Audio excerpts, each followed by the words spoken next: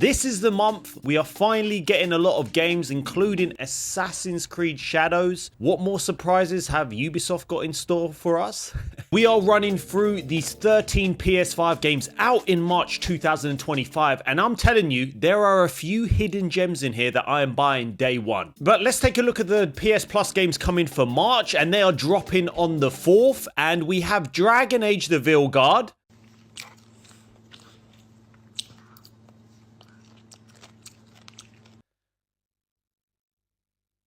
"4 months after launch, AAA. I'm non-binary."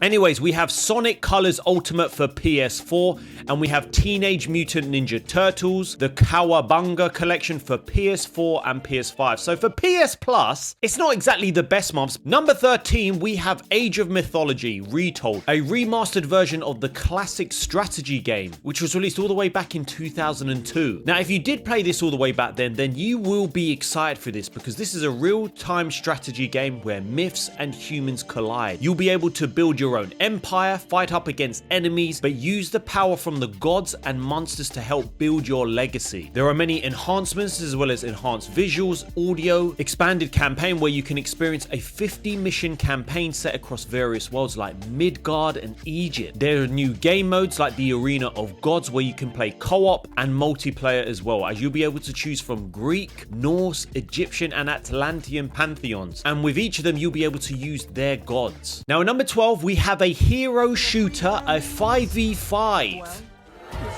Now don't worry, I'm not having a stroke. This is not Concord. If you're a hardcore FPS fan, you may like this game. Similar to Overwatch, you play these characters named Lancers, who each have their own skills. There are 10 unique heroes which will be different from one another. Listen, I know it's like deja vu here, but this game actually looks pretty cool if you're an FPS shooter fan. But there is a difference from this game, as you have shard cards, and you'll be able to use 3 per round for each team, and you will have buffs in the rounds, like you may have a proximity detector so that you can see your enemies, or where there's one where you can teleport and gang up on your enemies. Now the art style looks really nice, but you know this isn't for me, but I hope this does well because it does look very creative. If there's a draw at the end of the game, then it turns into a 1v1, which is kind of fun when you think about it. Winner will basically stay on until whatever person wins, and there's also a separate game mode to this as well, so I'm going to keep my eye on this. Now number 11, we have the potential game of the year. Split Fiction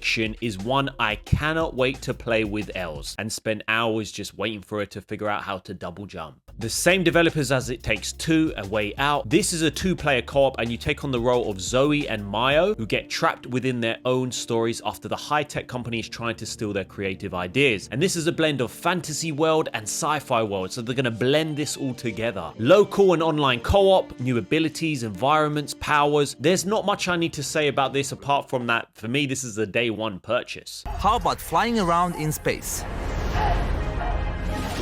Or ride on a sandfish in the desert?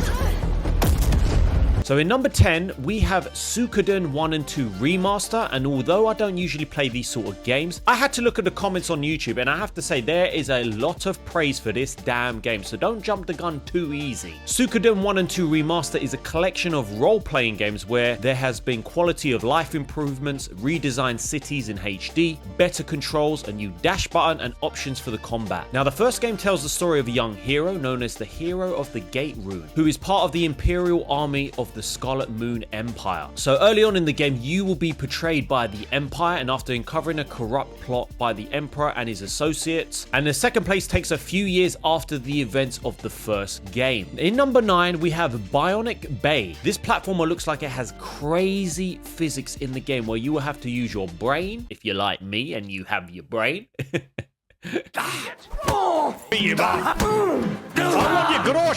As you are traversing this world and environments, you can see how you will literally have to rotate the screen or shift gravity in order to get past these levels. This looks super addictive and a very fun 2D platformer. You have to escape an ancient biomechanical world filled with imaginative technology and deadly traps. Dungeons of Hinterberg is an action RPG that includes fighting monsters, puzzle solving, magic wielding, Suikoden, and more. And this is set in the world of Alpine village of Hinterberg. Now you play as Louisa, a burnt out law trainee, as she's taking a break from her fast-paced corporate life to conquer the dungeons of Hinterberg. So in this game, there are plenty of dungeons to find and adventures in Hinterberg, where Louisa will be sent packing on her first day. Or will she remain to become a master slayer? You'll be able to build relationships with the local and fellow adventurers. These interactions can unlock new abilities, quests, and insight into the game's narrative. I'm not a big wrestling fan. A lot of you may be. I wasn't allowed to watch it as a kid because my mum thought it would turn me into, like, you know, very aggressive and a killer.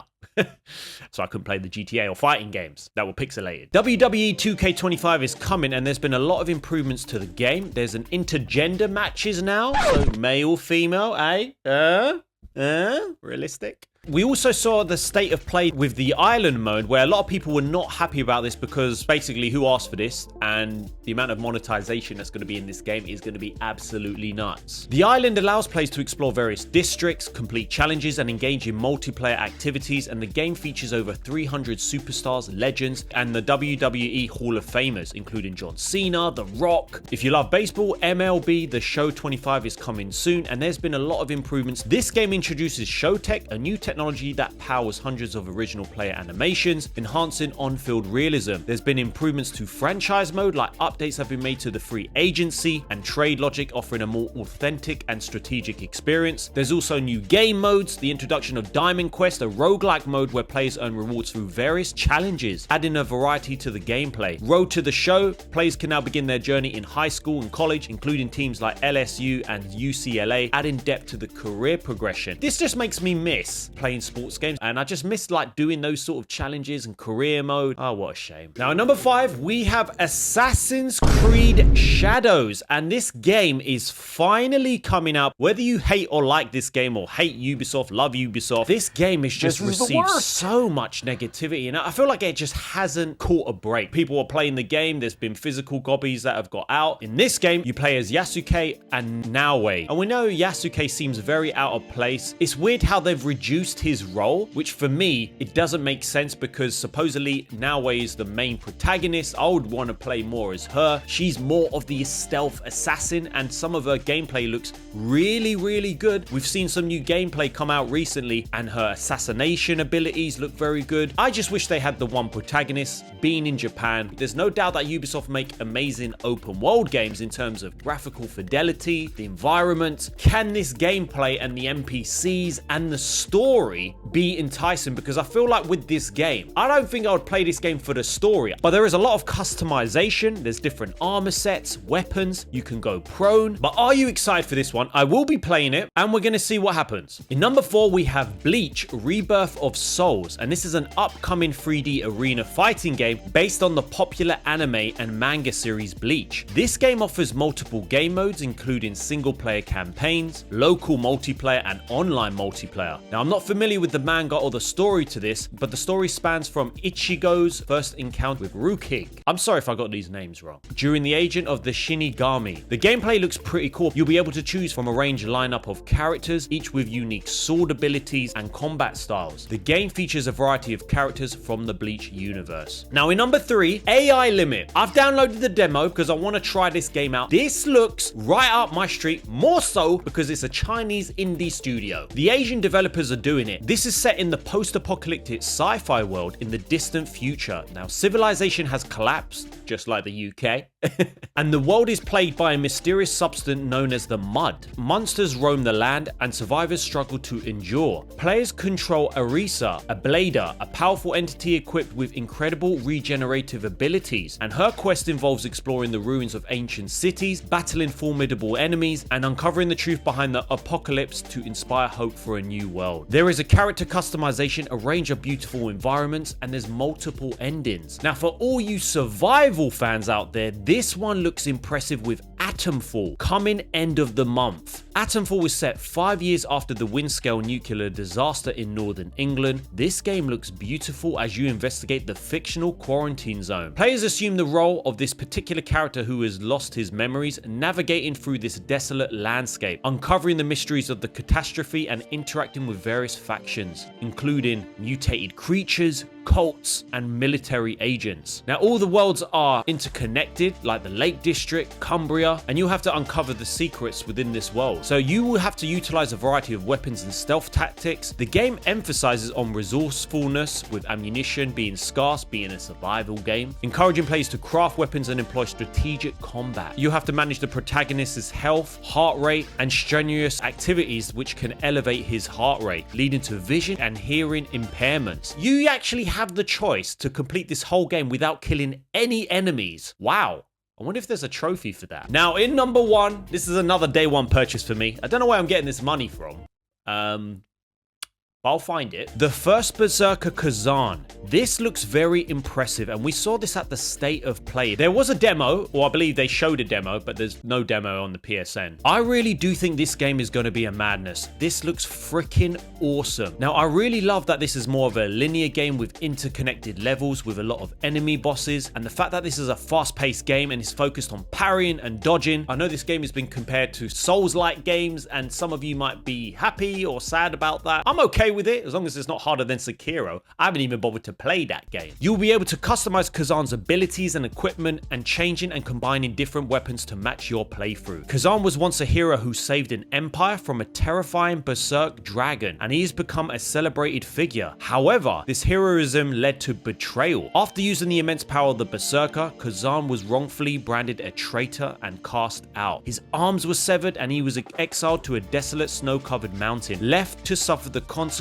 of his actions and the curse of his power. So this story will follow Khazan's quest to seek revenge against those who betrayed him, uncovering secrets about his past and the dark origins of the Berserker power. I feel like with every month, the games are getting better and better. Now listen, if there's like at least 2-3 games in every month that I'm excited for, that's more than enough. I've got 50 hours into Kingdom Come Deliverance 2. I know I go on about it, and I still haven't got to the second damn area. I feel like there's a lot of games here that is just adding to the backlog. But what do you think about the games coming out in March? Are there any that have interested you? Drop your thoughts in the comments and let me know. Well, let's take a look at the comment of the day from my previous video.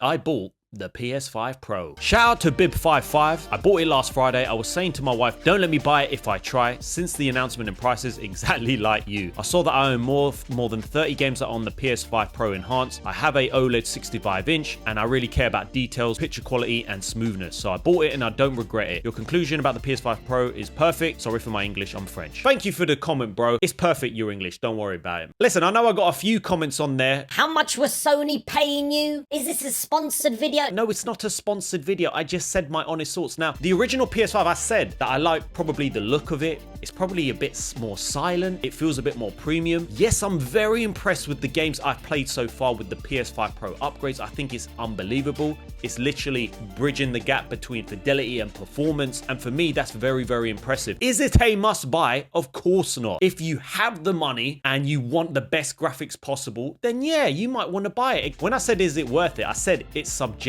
May not want to drop that amount of money on there. Me, I do YouTube as well, so it makes more sense that I do videos. I'm very much glad I bought it. I didn't understand when people were saying you got conned. Listen, we can choose to spend our money how we want, and I wanted to do that video. I love it. Is it essential? You might want to wait for the PS6, which a lot of you said you will. That's not a problem either. Anyways, I need to go to work because we have to pay this stuff off. What do you think? I've just loaded with an inheritance. I have nothing. We have to work for it. It's a shame, though. I wouldn't mind being like, you know, the Prince of Arabia. What are you talking about? I don't know what I'm talking about. See you guys. I'll see you in the next video.